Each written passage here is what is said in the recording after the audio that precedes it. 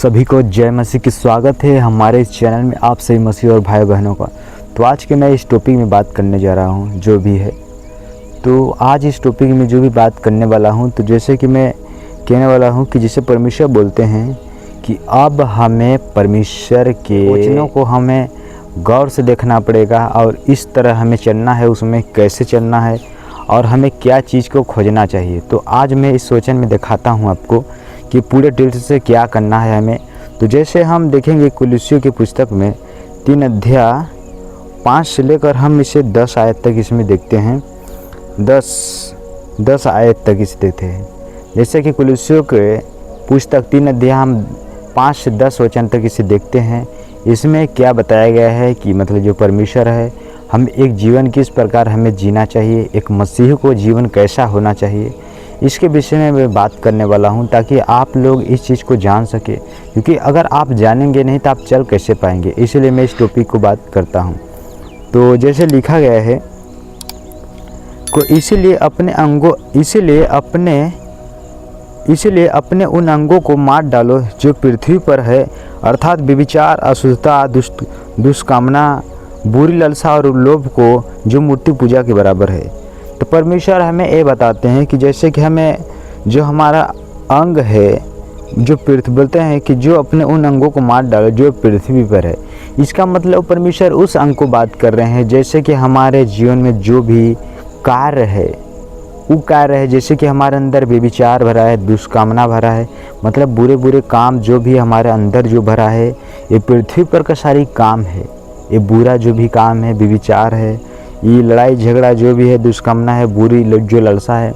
अब संसार में सोचते हैं कि हम धन बटोर ले, दौलत बटोर ले। आप पृथ्वी पर धन दौलत बटोरने से कुछ भी नहीं होने वाला है, ताकि आप उस धन को बटोरिए जहाँ परमेश्वर विद्यमान है। हमें स्वर्गीय वस्तु की खोज की ओर हमें ध्यान लगाना चाहिए। आज हमारे पृथ्वी पर ध्यान है, लेकिन मेरे प्रियो हमारे पृथ्वी पर ध्यान नहीं होना चाहिए। जो भी पृथ्वी पर का चीज़ है एक दिन वो नष्ट हो जाएगी और आप भी नष्ट हो जाएंगे। इसलिए परमेश्वर हमें बताते हैं हमें कोई चीज़ का लालसा नहीं करना चाहिए, क्योंकि परमेश्वर हमारे ज़रूरत को जानते हैं कि हमें क्या क्या ज़रूरत है। और 6 आयत में लिखा है, इन्हीं के कारण परमेश्वर का प्रकोप अज्ञान न मानने वालों पर भड़कता है। परमेश्वर बोलते हैं ऐसे ही लोगों पर जो आज्ञाओं को नहीं मानते हैं। आज परमेश्वर बताएं कि हमें व्यभिचार नहीं करना है। अगर हम व्यभिचार कर रहे हैं तो परमेश्वर का क्या होगा? प्रकोप जो भी है वो तो भड़केगा, हमारे ही ऊपर आएगा। इसीलिए मेरे प्रियो हमें इन चीज़ों को छोड़ देना है। हमें परमेश्वर के जो वचन हमें बताता है उसके वचन के अनुसार हमें चलना है, ठीक है। और लिखा है 7 आयत में, और तुम भी जब इन बुराइयों में जीवन बिताते थे तो इन्हीं के अनुसार चलते थे। ये सच बात है मेरे प्रियो। जब हम बताते हैं कि जब तुम इस बुराई में जीवन बिताते थे, पहले जब मसीह में नहीं आए थे हम इसी तरह जीवन बिताते थे, लालसा में थे, अपने जीवन को उसके हम सोचे संसार में हमें उस वस्तु खोजने में था जो हमें आज मिल रहा है प्रभु यीशु में। क्योंकि प्रभु यीशु मसीह हमारे ज़रूरतों को पूरा कर रहे हैं, इसीलिए मैं चाहता हूं कि परमेश्वर आपकी भी ज़रूरत को पूरा करे। परमेश्वर हमें घटी नहीं होने देते हैं, जो भी हमारा है जो परमेश्वर हमारा पूरा ही करते हैं। इसलिए मैं आपको भी बता रहा हूँ। तो परमेश्वर हमारा जो भी सामर्थ्य परमेश्वर है, हमें हर कार्यों को करने में परमेश्वर हमारे लिए अगुवाई करते हैं, ताकि इसलिए परमेश्वर को पता है कि जब कोई परमेश्वर पर आशा रखता है तो परमेश्वर उसके कामों को जरूर पूरा करते हैं। और लिखा गया है जैसे कि 8 आयत में, पर अब तुम भी इन सब को अर्थात क्रोध, रोष, बैर भाव, निंदा और मुँह से गालियाँ बकना, ये सब बातें छोड़ दो। मतलब परमेश्वर बोलते हैं कि जो ये बातें हैं तुम्हारे बीच में, कि जो भी क्रोध है, रोष है, बैर भाव है, मतलब एक दूसरे के बीच में जो भी आप मुंह से निंदा करते हैं, गालियाँ बकते हैं, ये परमेश्वर बोलते हैं आप इसको क्या करना है। परमेश्वर बोलते हैं कि इसको छोड़ दो। अपने आप जान लो कि हम मसीह के हैं और मसीह को कार्यों को करें।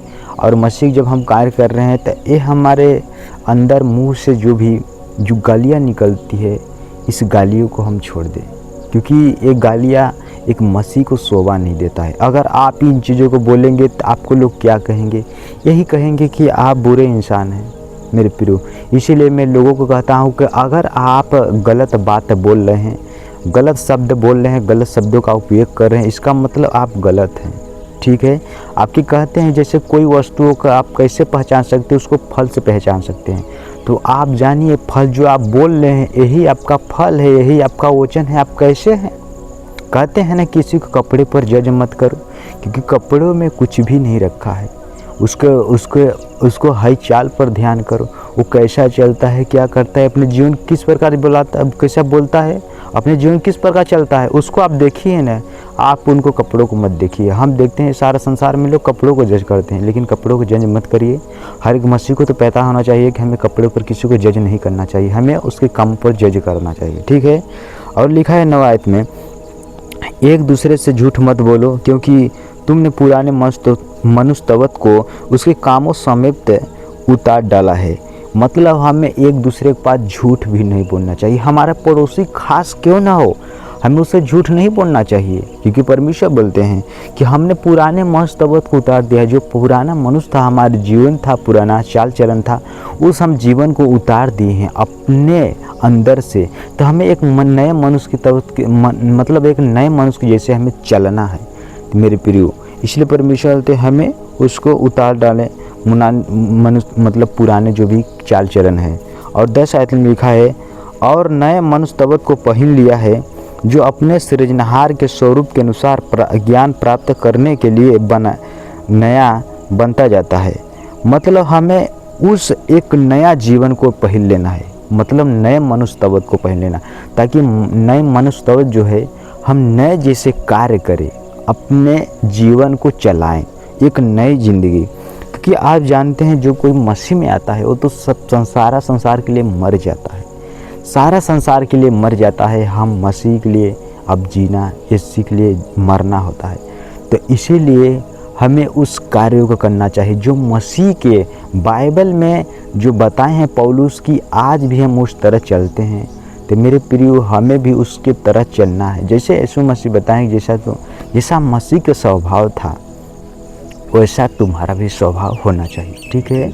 इसीलिए हम परमेश्वर को ज्ञान प्राप्त करने के लिए हम उसके समान कार्य करेंगे, तभी तो परमेश्वर के संतान कहलाएंगे। जिसे यीशु ने इस दुनिया में आके परमेश्वर ने जो उनको आज्ञा दी उसे चला, उनको सारा अधिकार मिला गया, परमेश्वर के दाहिने आज बैठे हैं। तो इसलिए मेरे प्रियो आज के मेरा टॉपिक जो भी था यहीं तक था, इसलिए मैं आप सभी से यही कहना चाहता हूँ। तो मेरे प्रियो आप लोग इस वीडियो के माध्यम कुछ समझे होंगे तो वीडियो को एक लाइक कर देना, चैनल पर नए होंगे तो चैनल को सब्सक्राइब कर लें, ताकि ऐसे हम वीडियो को आपके पास दे सकें। तब तक सभी को गॉड ब्लेस, आपको मिलेगा नेक्स्ट वीडियो में।